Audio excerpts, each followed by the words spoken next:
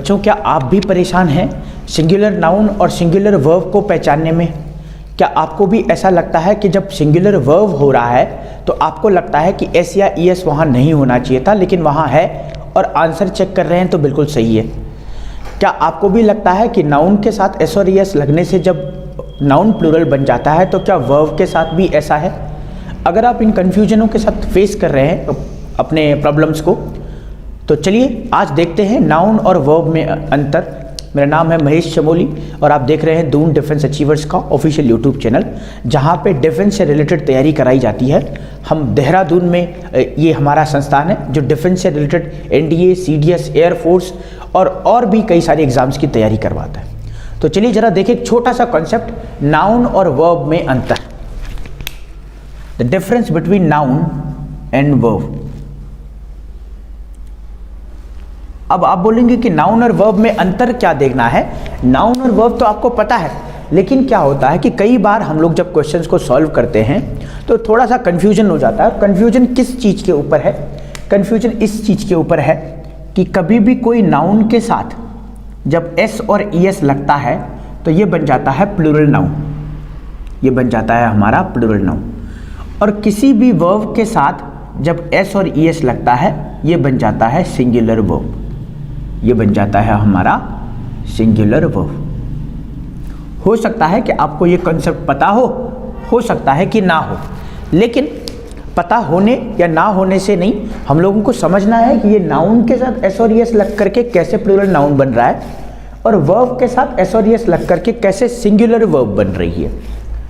उससे पहले हम लोग देखें जरा, ये दोनों अपोजिट है, प्लूरल के अपोजिट सिंगुलर, सिंगुलर के अपोजिट प्लूरल, लेकिन यहां देखना दोनों चीजों के साथ एस और ई एस लग रहा है, दोनों चीजों के साथ एस और ई एस लग रहा है और ये आगे जो रिजल्ट शो कर रहे हैं ये एक दूसरे के अपोजिट है। कैसे, जरा एक बार देखें। मान लीजिए मैंने एक एग्जांपल लिखा है यहां पे, बॉय, और बॉय के साथ एस और ई एस, एस और ई एस का मतलब जो भी सुटेबल है। अब मान लीजिए यहां पे बन गया बॉयज, एस और ई एस लगाने से ये बन गया बॉयज। ऐसी एक और वर्ड मैंने लिया टॉय, मैंने लिया टेबल, और टेबल के साथ जब एस या ई एस जोड़ा, what ever it suits them, ये बन गया, इट बिकम्स टेबल्स। तो ये नाउन है, दोनों के दोनों नाउन है, और इन दोनों के दोनों नाउन के साथ एस और ई एस जोड़ा तो ये दोनों बन गए प्लूरल नाउन, ये दोनों के दोनों बन गए प्लूरल नाउन। और वर्ब की बात करें तो मान लीजिए मैंने कहा टॉक, मैंने कहा स्लीप, और इनके साथ एस और ई एस जोड़ा तो ये बन गए क्या, टॉक्स बन गया एक, और एक बन गया स्लीप्स।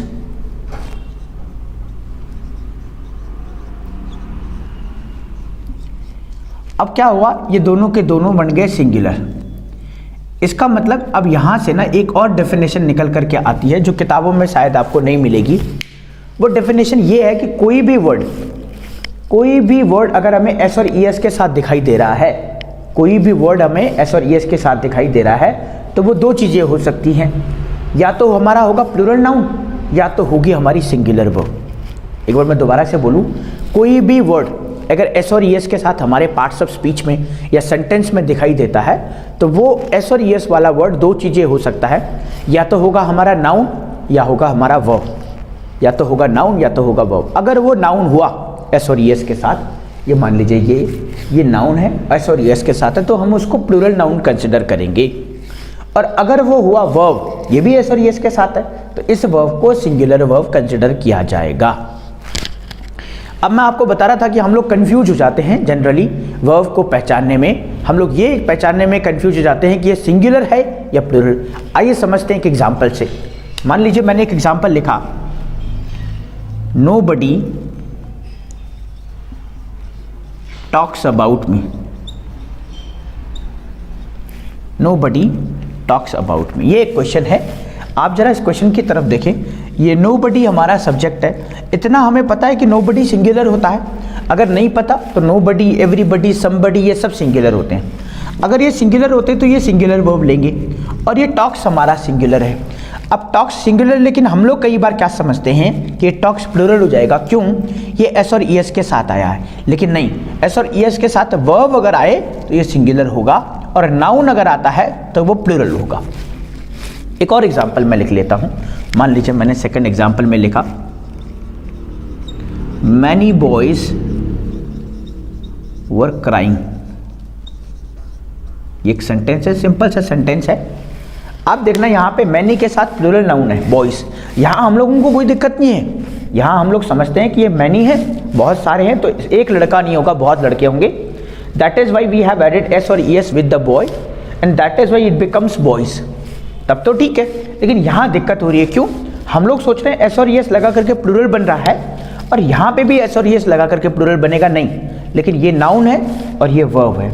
अगर ये वर्ब होगी तो ये सिंगुलर होना पड़ेगा, और अगर ये नाउन होगा तो ये सिंगुलर होना पड़ेगा। तो थोड़ा सा हम लोगों ने जो है इसके बारे में जाना। एक और चीज़ मैं डिस्कस करूंगा कि आपने बोला सर ये तो समझ में आ गया, लेकिन नाउन और वर्ब पहचानेंगे कैसे?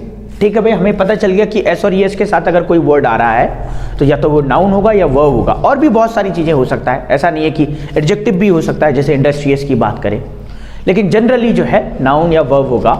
अब ये तो हमें पता है कि भाई नाउन होगा तो प्लूरल होगा, वर्ब होगा तो सिंगुलर होगा, लेकिन नाउन और वर्ब को कैसे पहचाने? देखो, नाउन को पहचानने का तरीका ये है कि नाउन होगा कोई भी नेमिंग वर्ड, है ना, कोई भी नेमिंग वर्ड। वो वर्ड आपका स्पेसिफिक भी हो सकता है और जनरल भी हो सकता है, जैसे बॉय भी हो सकता है और बॉय का कोई नाम भी हो सकता है, ये होगा नाउन। और वर्ब क्या होगा? वो एक ऐसा वर्ड जिस वर्ड से कुछ एक्शन के होने का पता चलता है, जैसे स्लीप, स्लीप से पता चलता है सोने का। ट्राई का मतलब होता है भाई कोशिश करना। रीच का मतलब होता है पहुंचना। ये सारे नाम नहीं है, ये सारे के सारे एक्शन को डिनोट करते हैं। अगर ये एक्शन को डिनोट करते हैं तो ये पक्का हमारी वर्ब होंगे।